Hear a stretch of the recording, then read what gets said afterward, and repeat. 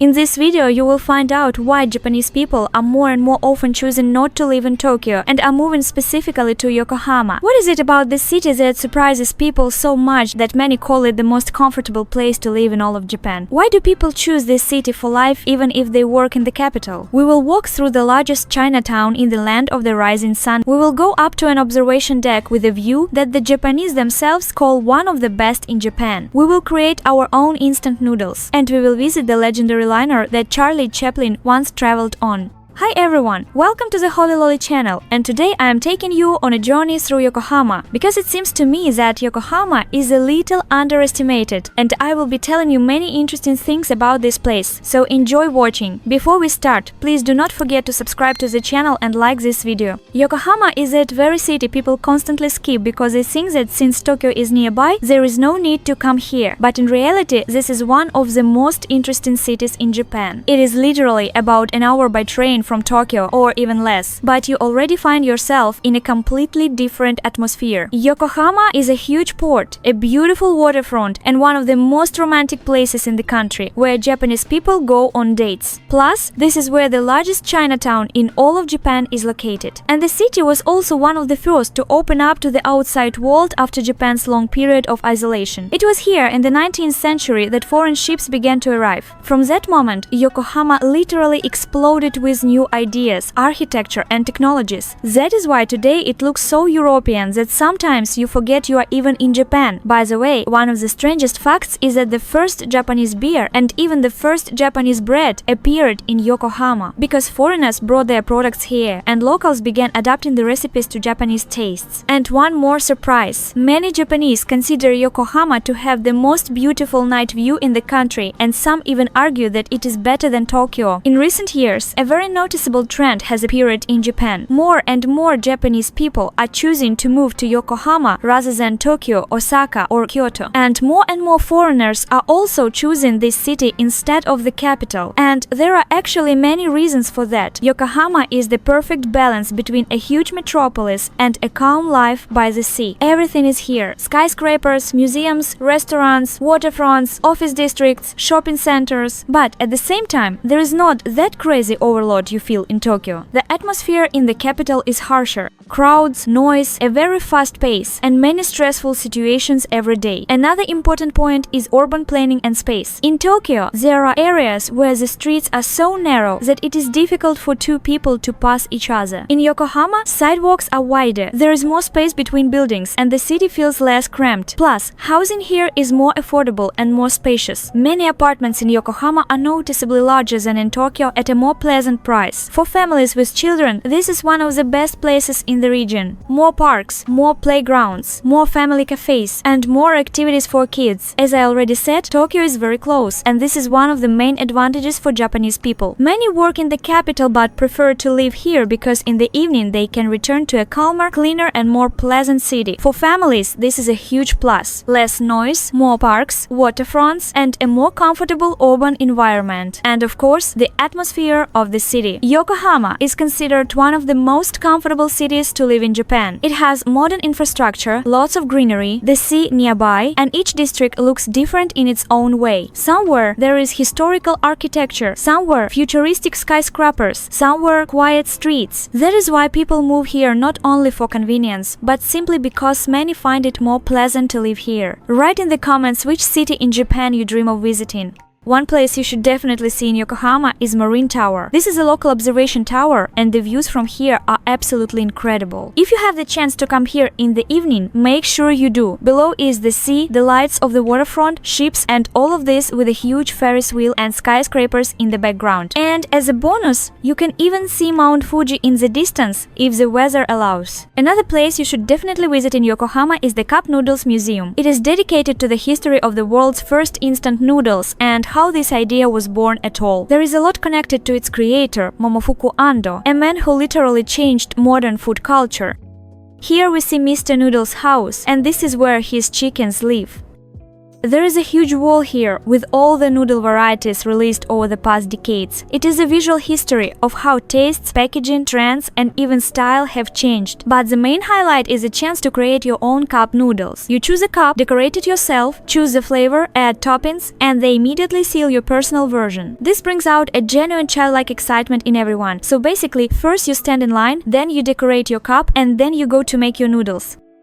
They also show how the Japanese came up with the idea of instant noodles and how it became a real lifesaver in the post-war period when food was limited. So, the museum is not only about food, but also about how one successful idea can change the lives of a huge number of people. The museum itself is located in Minato Mirai. This is a modern district of Yokohama with skyscrapers, parks, a waterfront, and lots of entertainment. It is often shown on postcards because this is where the most beautiful views of the city and the legendary Ferris wheel are. So the museum is very convenient to visit along the way and fits perfectly into a walk around this area.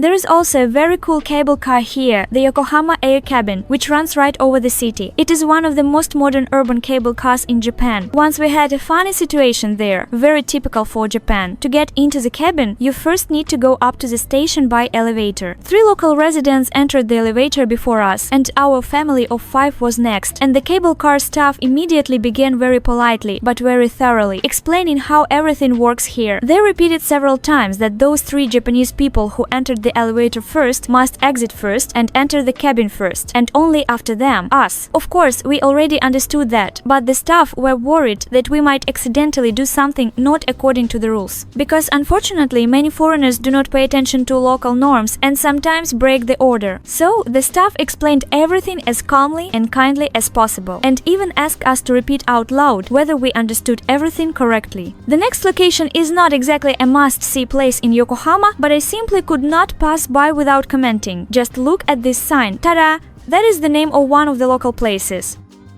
One of the most colorful places in Yokohama is the largest Chinatown in Japan. It is more than 160 years old. Many Chinese traders, chefs, and craftsmen stayed here to live, and the area gradually turned into a huge cultural center that today looks like a small city within a city. Chinatown has 4 large symbolic gates: north, south, east, and west. They are positioned strictly according to the cardinal directions, and each is dedicated to its own heavenly guardian from Chinese mythology. These are like guardians protecting the entrance to the district. Each gate has its own color, decorative patterns, and even energy, and overall, there are about 10 different gates in Chinatown. This adds a sense of a quest to your walk. You walk around, look around, and suddenly find another decorated gate you did not even know existed. The most important place in the area is the Kantebyo Temple. It is a very beautiful, bright temple dedicated to the god of trade, wealth, and luck. Japanese people come here before exams, new projects, or simply to recharge with good luck. The temple looks like it was taken straight out of a movie. Everything shines. There are red and gold details everywhere, and inside there is a surprisingly calm atmosphere. Now about what worries everyone. How safe and comfortable it is to walk here. Honestly, for many people the word Chinatown is associated with chaos, aggressive street touts, and constant food pushing. But in Yokohama it is not like that. There are street touts here, but they are very calm and polite. No one grabs your hand, no one chases you down the street, and no one yells at you. At the same time, the area is lively and noisy with a carnival mood, especially if you come here during Chinese New Year. Then everything turns into a huge celebration with dragon dances. Do you see this blue symbol with white clover on the car? It indicates the driver has a physical disability. Chinese food is cooked literally everywhere here, but in some cafes and shops, Japanese people adapt the dishes to their tastes. They make them less greasy, add more greens, and remove excess oil and spices, so the flavor stays rich but not heavy. Look, how much do you think this strawberry skewer costs? 500 yen? No. Look, the big number says 500, but at the bottom there is a very small note, 550. That is how prices are written in Japan. The big number is without tax, but you will be charged with tax. If you compare this place, for example, with the Shinokubo Korean district in Tokyo, the difference is noticeable immediately. In Tokyo, everything is much denser, narrow streets, endless crowds, and sometimes it is really hard to squeeze through because of constant congestion. Have you ever been to a Chinatown? If yes, write where exactly and what impressions you had. And if not, would you like to visit?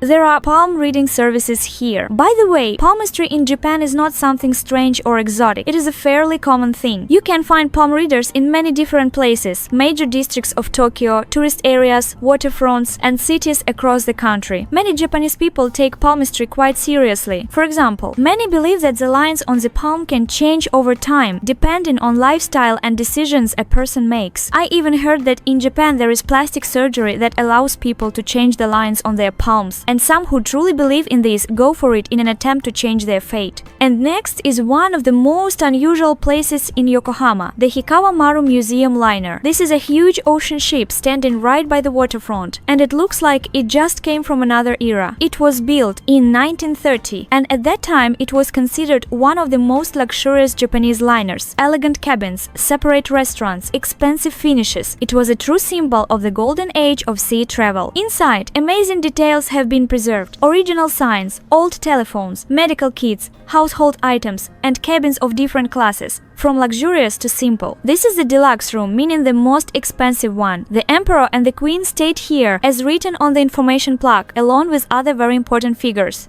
They had their own bathroom, sink, and even a small private dining lounge. Now we are in the playroom, which was intended only for first-class passengers. Here, passengers could leave their children, for example, during dinner or at any time, and stewardesses would watch over them. And here, first-class passengers spend time reading books and writing letters. In the corridors, there are handrails everywhere, so people could hold on and not fall. We are now in the dining hall, and you can hear background sounds. These are the sounds of spoons, forks, and dishes. This is how they create the atmosphere, so visitors immediately associate it with people eating here. The ship survived World War II, served as a hospital ship, was attacked several times, but miraculously remained intact. That is why it is sometimes called the lucky ship. Can you imagine? It is the only surviving ship built before World War II. After the war, it was restored and continued carrying passengers between Japan and the United States for many years. One of the most famous passengers was Charlie Chaplin. He traveled on the Hikawamaru in 1932, and this journey is even mentioned in biographies. He was amazed by the level of service on the Japanese liner, which at that time was considered the most comfortable in the Asian region. From the outside, the ship is also incredibly photogenic. All of this against the background of water and the Minato Mirai skyscrapers creates a very cinematic picture. So even if you are not a ship fan, it is still worth coming here. Within one episode, we definitely did not manage to show all the attractions of this beautiful city. Overall, Yokohama is definitely not a place you could call boring or unremarkable. There is the sea, history, modern districts, incredible views, and such a calm and comfortable atmosphere that you immediately understand why more and more Japanese people and foreigners choose this city to live in. Write in the comments if you would like to visit Yokohama, or if you have already been here, tell me what impressions you had. I will be very interested to read. Thank you very much for watching, and see you in the next videos.